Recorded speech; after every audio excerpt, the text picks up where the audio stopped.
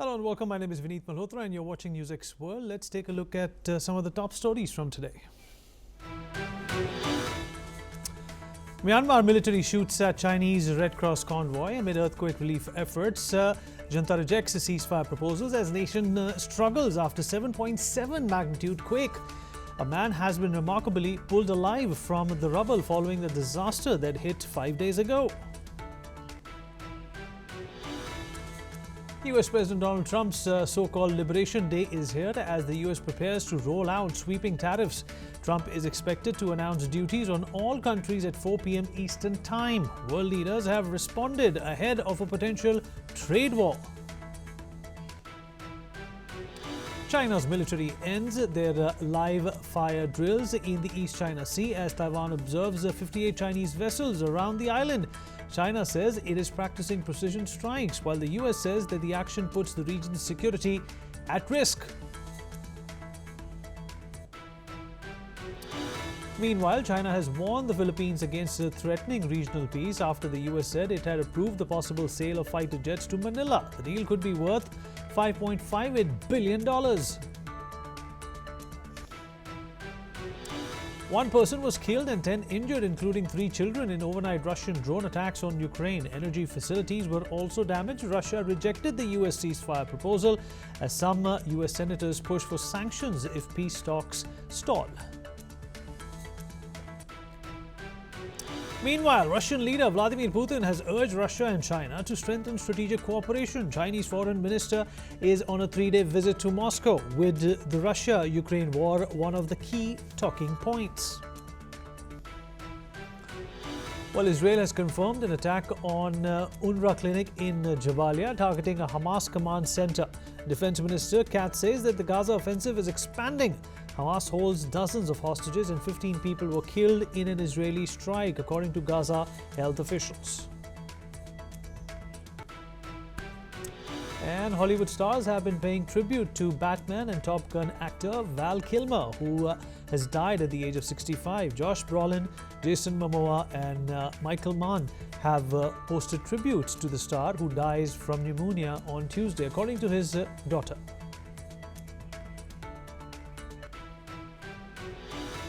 All right, starting with the top story, the U.S. House Select Committee on Chinese Communist Party has condemned China's recent military maneuvers around Taiwan, calling them intimidation aimed at subjugating a free and democratic society. China's live-fire drills in the East China Sea continue, with Taiwan reporting a significant presence of Chinese military forces, including 27 aircraft and 21 warships. However, Taiwan confirmed no live fire drills occurred near its territory despite China's claims. The People's Liberation Army has ramped up military exercises, including the Joint Sword 2024 drills, which involved all PLA branches and the Coast Guard, showcasing China's ability to mobilize very quickly. This follows a sharp rise in Chinese incursions into Taiwan's air defense identification zone, with over 3,000 incidents reported in 2024 alone. All right, joining us at this point in time is Ross Feingold, political risk analyst. Ross, appreciate you being here with us. Thank you so much for taking out the time. Well, this is something that China has been indulging in since a very long time. Whenever there is news of proximity or an outreach by the Americans, or for that matter, even a European country, or for that matter, India as well, China gets into the business of posturing. But the big question is, Ross, is this just posturing? Certainly it's not. And I like to say that people in Taiwan, whether it's the average citizen, the corporate world, and certainly the government and the military, they need to act like China might invade tomorrow. If they don't have that kind of attitude, they'll probably lose a war.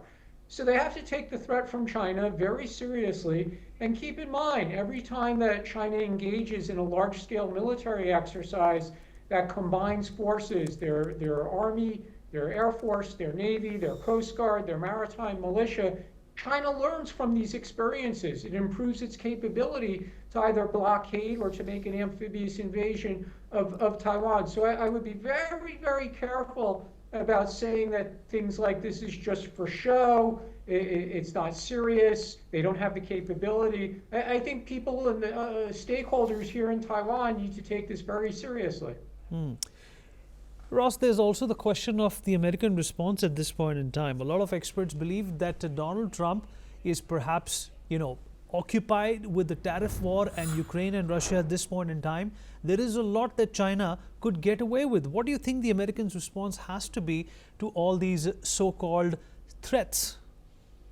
We've already seen statements in the past 24 to 48 hours from the State Department as well as from the White House spokesperson basically saying standard kind of U.S. diplomatic speak that they hope that the two sides of the Taiwan Strait don't make any unilateral changes to the status quo, that they hope differences can be resolved peacefully, et cetera, et cetera. Like I said, this is very standard kind of response that we see in statements from official spokespersons of the U.S. government.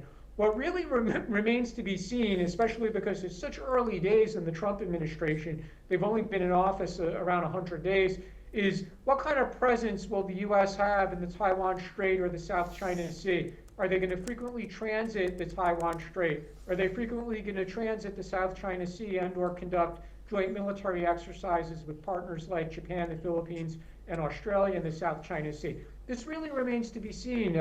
Ultimately, you're right. This is up to President Trump, and he does tend to look at foreign relations, and including the U.S.-China relationship through the lens of the trade aspect. However, at the same time, Trump's team, his foreign policy and national security team, includes a number of people who have a reputation for being very tough on China. And that includes Secretary of State Marco Rubio, the National Security Advisor Michael Waltz, and people like that are going to be recommending to President Trump that the U.S. needs to have a robust presence on the seas or in the air in this part of the world. Right. And Ross, the other big question is, can China really afford to get into a conflict like this? We've all seen the formation of the Quad in the last few years. The ASEAN countries have also been, for the lack of a better word, peeved with the way China has treated international waters. Can China actually get into this bullying zone? That's an interesting question, because being in the bullying zone, or what experts frequently now refer to it as the gray zone, with these kinds of exercises or other actions, such as possibly cutting undersea cables or internet attacks on on Taiwan's online infrastructure, it seems that China feels they could get away with those kinds of actions because there isn't much of a response other than angry statements from friendly countries to Taiwan. Can China withstand the economic consequences of a military invasion of Taiwan? We don't really know the answer to that. There are all sorts of estimates of what it would mean to the global economy if China invades Taiwan, the sanctions that the United States and Europe might impose if China invades Taiwan. But those are very much unknown. So for now, China is staying in that lane where they're using these kinds of tactics to make their displeasure known about certain things that Taiwan or Taiwan friends do. Ross, always a pleasure having you. Thank you so much. Thank you. All right, in the latest updates, Myanmar military has fired at a Chinese Red Cross convoy carrying a quake relief. Myanmar's junta chief Min Aung Hlaing has rejected ceasefire proposals from rebel groups aiming to provide earthquake aid, according to local media reports. Meanwhile, Myanmar's earthquake death toll is nearing 2,900, with 4,639 injured and 373 missing as rescue efforts face logistical and safety challenges. The UN's Special Rapporteur on Human Rights in Myanmar, Tom Andrews, has sharply criticized Myanmar's military junta for failing to prioritize earthquake response efforts. Andrews claims that the junta has continued its airstrikes against armed resistance groups despite the ongoing crisis. He says that, and I quote, "Instead of saving lives, the junta has been taking lives." Reports have also surfaced of humanitarian aid blockages and detentions, exacerbating the suffering of the people there. Myanmar's fire department released the video footage showing a man being rescued alive from the rubble of a hotel in Naypyidaw over 100 hours after a 7.7 magnitude earthquake devastated the country. The powerful quake led to widespread destruction and significant loss of life. A Russian rescue team has established a mobile hospital in Mandalay. In recent updates, Indian authorities deployed to Myanmar's Mandalay city aided local rescuers in search and rescue operations, but said there was next to no chance of finding survivors. Rescues were seen combing through mounds of rubble and recovering bodies trapped under the ruins of a collapsed building. Rescuers said that the heat, combined with it being 5 days since the quake, meant there was next to no chance of finding any survivors. All right, Rajul Goenka, President of Myanmar India Business Chamber is joining us at this point in time to talk more about this. This is an important conversation to be had, sir. The fact of the matter is that when you have an earthquake situation where the priority has to be finding survivors, there seemed to be an unnecessary conflict that is brewing between the rebels as well as the state. Yes, it's unfortunate, but you know, the people are working towards with a single-minded focus of providing relief to the earthquake victims right now, and that is what is in the minds and of the Myanmar people right now. All right, appreciate you joining us. Thank you so much. Moving on, South Korean police are set to deploy all available resources to prevent violence as the Constitutional Court prepares to rule on the fate of impeached President Yoon Suk-yeol on the 4th of April. Ahead of the historic ruling, South Korea's interim leader Han Duck-soo has called on citizens to calmly accept the decision. At a safety meeting earlier today, Han urged politicians to refrain from making statements that could provoke violence. He emphasized that the government will not tolerate any unlawful or violent actions and that the outcome must be respected regardless of the ruling as part of upholding the rule of law. In a related development, South Korea's parliament has introduced a motion to impeach Finance Minister Choi Sang-mok with a vote expected within the next 24 to 72 hours. This follows a motion against former acting president Choi Sang-mok for his failure to appoint a justice to the Constitutional Court during his tenure. All right, Dr.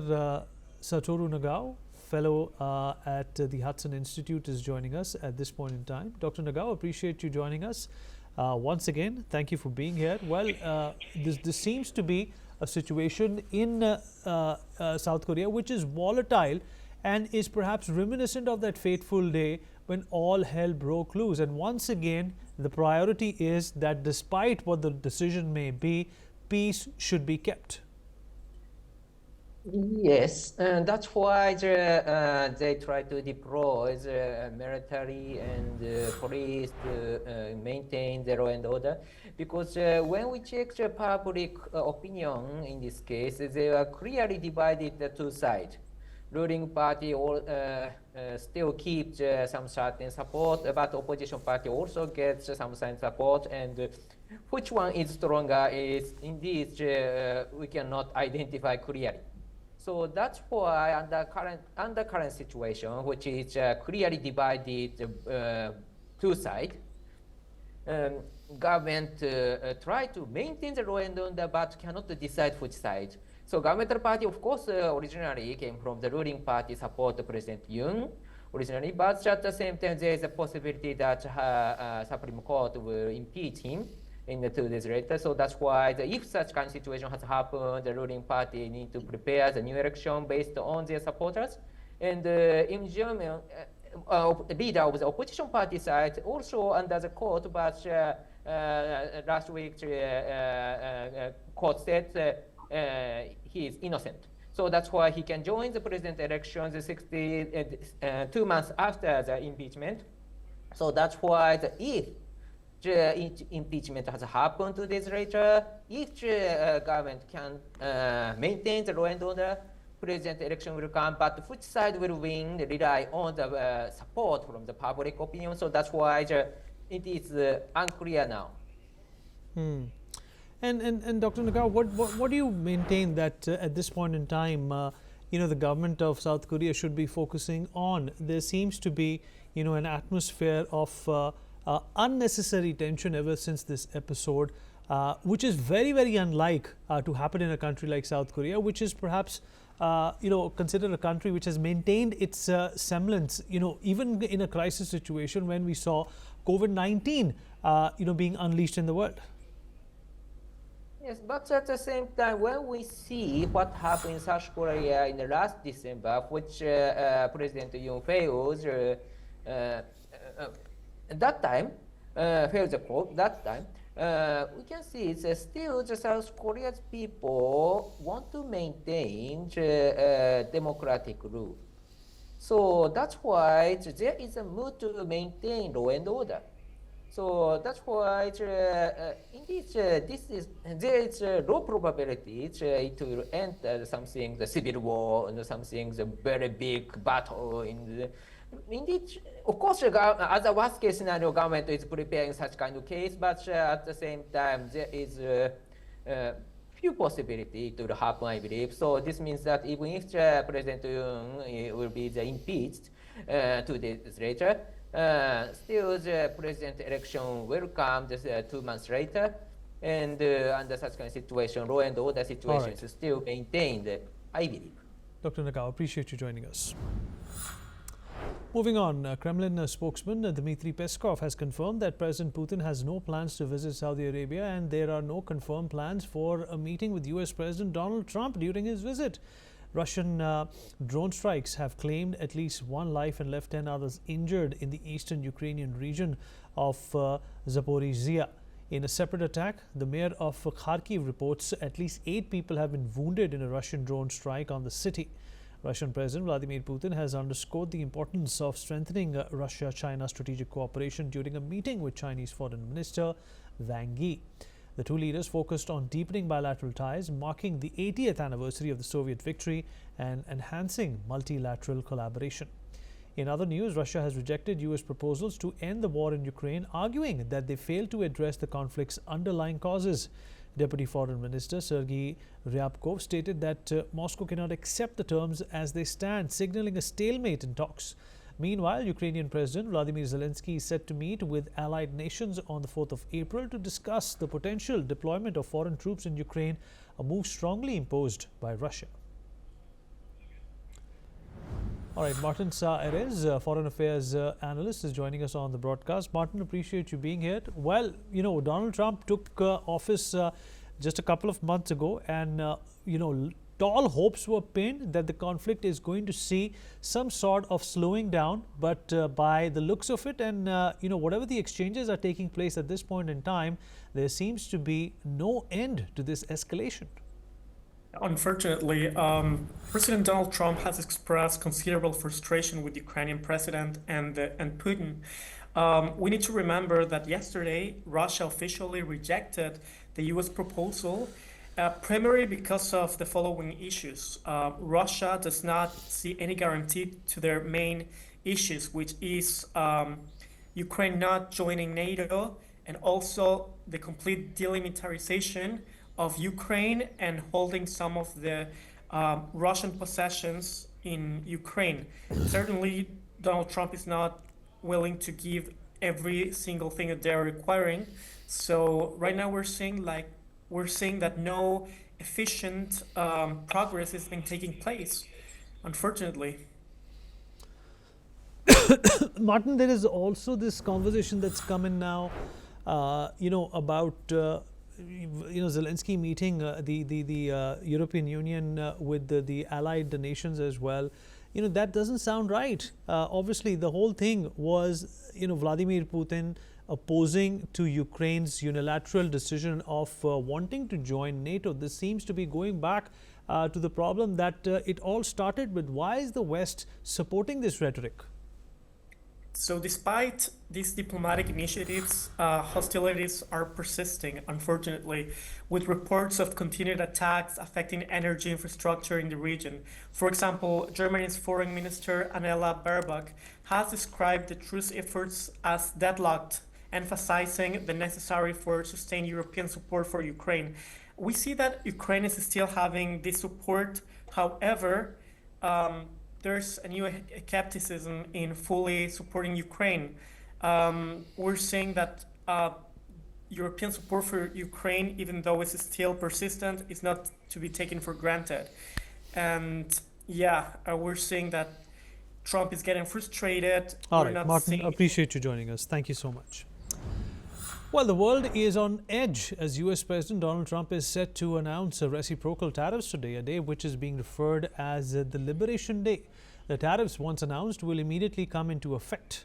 Ahead of the tariff announcement, the White House slammed India for imposing 100% tariff on America's agricultural products, highlighting a similar trade barrier in the EU, Japan and Canada. This has added another level of anticipation for India surrounding the upcoming tariff announcement. Trump, along with his team, has created a plan to add a 20% tax on most goods that are imported in the United States. The report also mentioned that Trump's team is considering using the money from these new taxes to give people a tax refund or a dividend. There are reactions coming from all around the globe. Canada has said that they will not impose taxes on food and other essential goods, but otherwise, Carney has said that there will be retaliatory measures taken. Australia has a trade surplus with the United States and a free trade agreement that allows duty-free entry for US exports. Albanese has said that his government won't retaliate against the Trump administration with reciprocal tariffs. Mr. Jim Rice, Professor of International Law, is joining us at this point in time. Mr. Rice, appreciate you joining us. Well, a lot of countries are feeling the heat when it comes to these tariffs being imposed. A lot of countries are saying that they will take it in their stride. Countries like India will definitely be worried because the kind of trade that has grown over the last few decades between the United States and India will definitely see some sort of a slowdown if these tariffs are put into effect. Thanks very much for having me on. I appreciate it. I understand you're under constraints of time, so I shall try to be brief. The global trade has benefited everybody, virtually and everybody around the world in the last 50 years, and the benefits have been in large part because of the rule of law and the lowering of tariffs. And both of these things, the rule of law and world trade, need certainty and predictability. And what Trump is doing is he's injecting uncertainty and unpredictability into both of these things in terms of the rule of law and global trade. All right. Mr. Rice, appreciate you taking out the time and speaking with us. Well, that's all we have time for. We will continue to bring more news updates from around the world. Thank you.